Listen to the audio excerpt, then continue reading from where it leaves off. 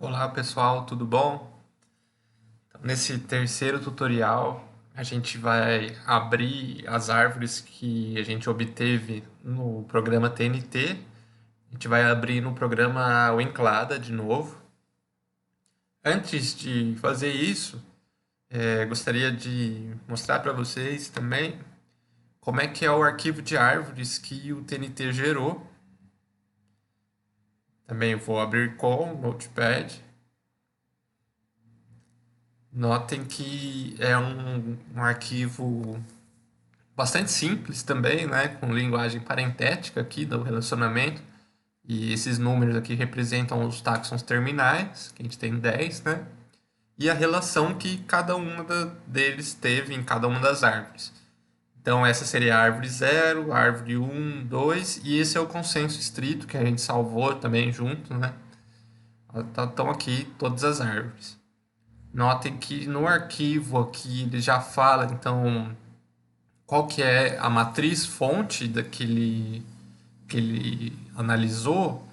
Se eu não me engano, isso pode dar algum problema se você mudar o arquivo de lugar, então, né? Então é bom já salvar todos os arquivos no lugar que eles vão ficar, para não ter um problema do programa tentar ler algo que está com um endereço diferente aqui, né? Então também é um arquivo bastante simples.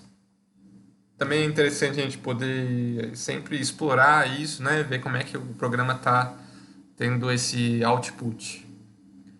Tá, então vou abrir o Enclada de novo. Para abrir as árvores no Enclada, a gente sempre tem que abrir a matriz que gerou elas antes, né? Então eu vou abrir aquele arquivo de matriz nosso, é o testwink, né? E vou então em File, Open Tree File e achar o test trees, que essas são as árvores que a gente salvou do TNT. Aqui, quando a gente abriu o arquivo de árvores, note que mudou toda a interface aqui, né? É porque o WinCloud ele tem duas interfaces. Ele tem a interface WinData, que é onde fica a matriz, e a interface WinClouds, que é onde estão as árvores. Então ele está com os dois abertos ao mesmo tempo. Ele abre as árvores com esse formato meio esquisito aqui, né? E através desses botões a gente consegue ir alterando as características de visualização da árvore, né? Então, ó, essa é a árvore 4 de 4. Aqui o length, né, o comprimento, o número de passos, 20, índice de consistência, índice de retenção, tudo aqui. Eu gosto então de esse botão aqui, ele deixa a árvore quadradinha, assim, acho que fica mais fácil de ver.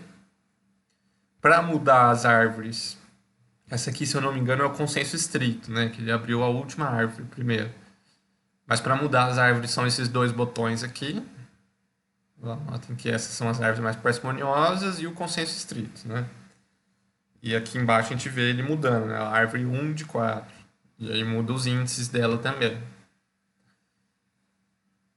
Aqui tem alguns outros botões que também ajudam a visualizar melhor a árvore. Você pode deixar ela mais encolhida, mais esticada para cá. Esse botão aqui, ele mostra as transições não ambíguas na árvore. As bolinhas pretas, então, seria quando existe a transição para um estado que não tem nenhum outro táxon em outra parte da árvore que apresente esse estado, né? E as bolinhas brancas é quando existe uma transição para um estado que ele tem alguma homoplasia em outro lugar da árvore. Aí, apertando isso aqui, vai complementar essa informação com o número dos caracteres aqui em cima, que corresponde a essas transições.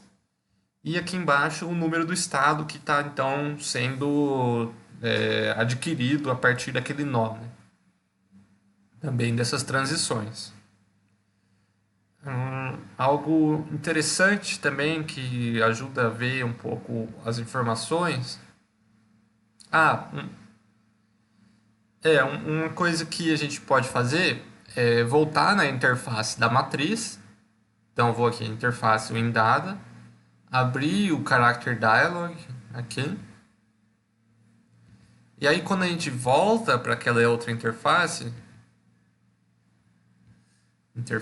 e o Inclados, aí o character dialog fica aberto aqui e ele conversa com o que está sendo mostrado aqui. Por exemplo, se eu clico aqui então nessa bolinha, ele vai para o caráter 9, né? Se eu clico nessa, ele vai para o caráter 8, o caráter que é respectivo dessa transição. A gente pode vir aqui então em View, Show Changes at Current Node, e aí clica bem no nozinho aqui, por exemplo, aí ele mostra as duas transições que esse nó tem, né? Se você quiser uma versão mais simplificada da árvore, ele também clica na transição, ele muda para o caráter, certo? E alguma outra opção? Algo que é talvez a principal ferramenta, na minha opinião, aqui para visualização das otimizações dos caracteres, é clicar nesse botão azul claro. Ele vai abrir essa outra janelinha complementar ao Character Dialog, né? Que vai mostrar aqui, então, o comprimento de cada caráter, o índice de consistência, o índice de retenção para o caráter 0, né? O primeiro que ele está mostrando. No momento que eu cliquei naquela janela ali, naquele botão, ele mudou o estilo da árvore, né? Tá para mudar de volta. E então ele está mostrando aqui a otimização do caráter 0 em cima dessa árvore, árvore 1 das 4, né? Em que ele deixou verde os táxons terminais e os nós que foram otimizados com a condição 0 e deixou em azul os táxons terminais e os nós que foram otimizados com a condição 1. Então, isso aqui é uma ferramenta muito legal, pessoal, da gente rever as coisas que a gente codificou na nossa matriz, né? Aqui no caso, por exemplo, a gente poderia olhar essa espécie C que está como verde aqui e de forma que não é homólogo ao verde desses outros táxons e repensar, né? E falar, poxa, será que eu estava na dúvida na hora que eu codifiquei essa espécie como a condição 0? Será que eu não posso, não faz sentido pensar nela como a condição 1 mesmo ou não? Isso sempre baseado em evidências, né? Eu não recomendo mudar algo só por causa da árvore, mas às vezes era algo que você já estava em dúvida no primeiro momento e pode te ajudar a pensar mais a respeito. E aqui então a gente pode passar para o Next e vai para o caráter 1. Notem que ele mudou aqui na janelinha do Character Dialog também. Então é legal deixar as duas janelas abertas. E a gente vê a otimização desse caráter aqui em cima da árvore 1. Perdão, é a árvore 1 mesmo, né? Mas era o caráter 1 também. E aí por diante. Então, uma etapa bastante importante da análise é abrir essas árvores, né? Normalmente o consenso estrito é o que o pessoal olha, ou se ele está muito pouco resolvido, aí tem que pensar em alguma outra alternativa. Mas é abrir as árvores no programa Winclada, repensar os caracteres, olhar como é que a árvore está acomodando os caracteres, tentar entender os seus caracteres melhor, né? O que pode estar variando mais, o que são caracteres que estão tendo uma congruência um com o outro, o que pode estar gerando conflito. Então, essas ferramentas do Enclada é muito boa para isso, né? E aí a gente pode olhar, então, aqui ó, o polimorfismo, né, que a gente colocou, olhar as otimizações com essa ferramenta. Quando ele deixa em rosa, assim, é aqui a informação ela está ausente ou ambígua, né? Pode ser que exista uma otimização ambígua, que dois estados possam ser otimizados para o mesmo nó, com o mesmo número de passos. Então ele representa com a cor rosa também, às vezes. Esse é o caráter que a gente colocou 9 estados, né? Se eu não me engano. Então ele representa cada estado com uma cor diferente também. E aí, então, se você achar que...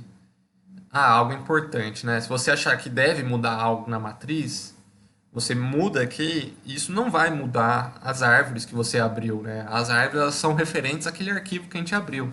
Então, se a gente mudar algo na matriz, nessa etapa, a gente tem que rodar outra análise, salvar as árvores e abrir de novo no Enclada, né? Então é comum que uma análise tenha várias dessas etapas, né? Que elas se repitam e aí até você chegar numa matriz que você considera que é uma boa hipótese enfim, encerrar, né, essas iterações. Mas acredito que é isso então para esse tutorial, pessoal. Um abraço.